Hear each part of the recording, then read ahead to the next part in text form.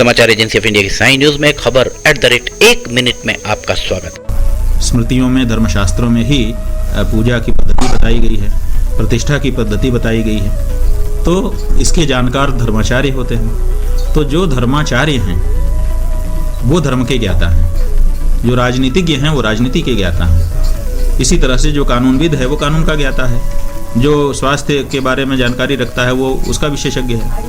आप पत्रकार हैं, आप इस पत्रकारिता के क्षेत्र के विशेषज्ञ हो सकते हैं। तो आपकी विशेषज्ञता जहाँ है वहाँ आपको प्रमुखता देना, जहाँ हमारी विशेषज्ञता है वहाँ हमको प्रमुखता देना, यही उचित बात होती है। लेकिन जब राम जन्मभूमि में राम मंदिर बनाने का प्रश्न आया तो केंद्र की सरकार ने धर्माचार्यों पर भरोसा नहीं किया। कहते हैं कि हम हिंदू सरकार हैं, हिंदू वोट हमको मिलते हैं, हम हिंदू हितों की बात करते हैं। आप हिंदू हितों की बात करते हैं तो आपने हिंदू धर्माचार्यों को परे क्यों ढकेला?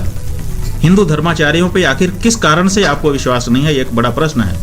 अगर हिंदू धर्माचार्यों पर ही आपको विश्वास नहीं है तो फिर आप कैसे हिंदू हित की रक्षा करेंगे?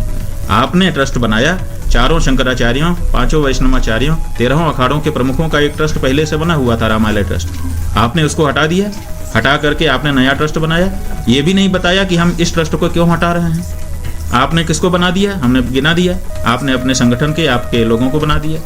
यही नहीं, अब आप चंदा कर रहे हैं। इस समय चंदा करने के लिए पूरे देश में आपके कार्यकर्ता जा रहे हैं। अभी छत्तीसगढ़ के प्रमुख सचिव ने राम जन्मभूमि तीर्थ क्षेत्र ट्रस्ट को पत्र लिख करके पूछा था कि आपने चंदा इकट्ठा करने की जिम्मेदारी किन संगठनों को दी है।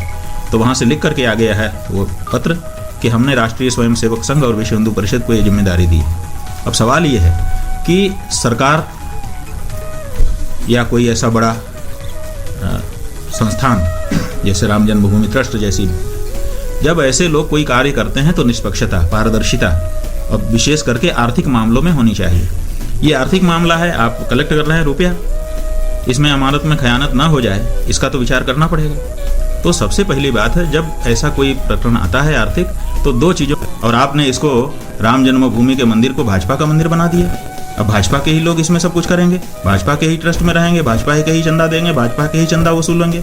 इसका मतलब कि दूसरी पार्टियों में हिंदू है ही नहीं। तो ये जो आप एक धारणा बनाते चले जा रहे हैं, इसका परिणाम क्या होगा? इसका परिणाम ये होगा कि जो भाजपाई हिंदू होगा वो वहाँ जाके दर्शन करेगा, दूसरी पार्टी का हिंदू वहाँ जाना ही परहेज करने लग जाएगा। तो क्या ये एकांगी नहीं हो जाएगा? क्या ये समस्त राम भक्तों में फूट नहीं हो जाएगी? क्या इसका एक अच्छा परिणाम आएगा?